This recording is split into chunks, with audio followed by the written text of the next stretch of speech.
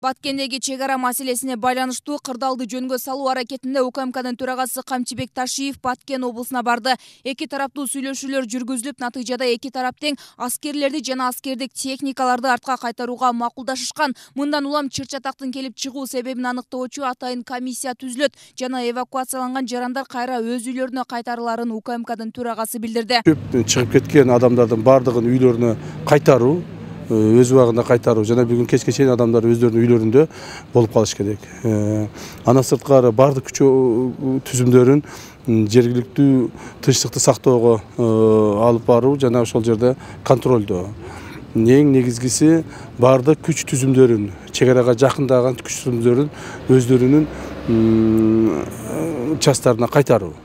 Ошол боюнча азыр бардык күч түзүмдөрү менен чогулуш өтүп атат. Буюрса бүгүн кечке чейин бардык күч түзүмдөрү чек арадан кайтарылат. Чек арада бир гана погранслужба жана милициянын керектүү органдары калат коомдук тартип сактоо үчүн. Мындан улам чек ара аймагындагы Самаркандек, Төрт көчө, Көк Таш, Дахма көчө бою жана Головной аймактарынын жарандары эвакуацияланган.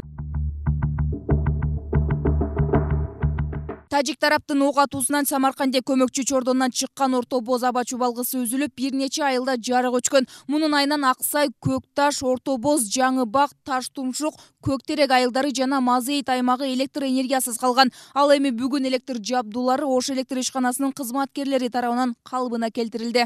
Самаркандек көмөкчү чордонунан чыккан 10 киловольт аба чубалгысы бар. Ошо 10 киловольт аба чубалгысында эки жеринде жана зым үзүлгөн экен.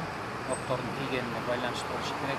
Ошо зым түшкөндүктөн электр энергия үзүлүп болчу. Бүгүн Баткен райондогу электр тармактарынын кызматкерлери барып, ал жерде оңдошуп, электр энергия бая саат 1-ден 13-кө электр энергия толук кандуу берилди. Дал ушул маселеге байланыштуу өлкө башчы кырдаал толук түрдө өзүнүн көзөмөлүндө экенин айтып, чек ара тууралуу айрым чагымчыл адамдардын, саясатчылардын сөзүнө ишенбөөгө чакырды. Аны менен бирге өлкө башчы айрым массалык маалымат каражаттарын туура маалымат жеткирүүгө үндөдү. Дегени менен көп өтпөй Бишкек шаарында Кыргызстандын кызыкчылыгын ойлобогон басылмага каршы эл митингге чыгып, алардан туура маалымат жеткирүүсүн талап кылышты. Баткендеги жагдай боюнча айтсак, 27 январ күнү саат 17:50 чамасында Баткендин Төрт көчө аймагына тажик жарандары оор жүк ташуучу унаага таш жүктөп келишкен. Алар таштарды Баткен Исфана автожолуна түшүрүп, жолду жабышкан жана Тажикстандын чек арачыларынын коштоосунда жүрүшкөн. Кырдаалды жөнгө салуу аракетине карабастан тажик тарап чек аранын башка аймагында, тагыраагы Чырдөбө жерлигинде Кыргызстандын аскер кызматкерлерин көздөй миномет жана гранатометтордон ок чыгарышкан. Төрт көчө жабылды туугандар. Айымкан Исрал кызы, Маруф Шакиров, Ынтымак, Ош шаары.